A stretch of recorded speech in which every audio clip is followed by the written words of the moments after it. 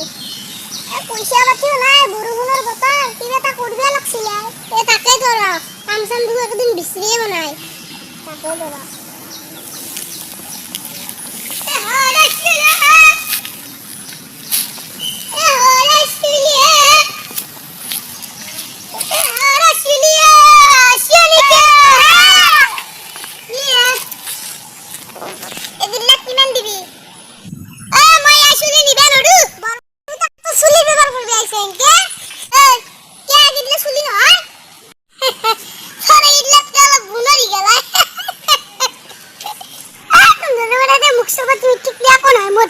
নষ্ট হয়ে বতা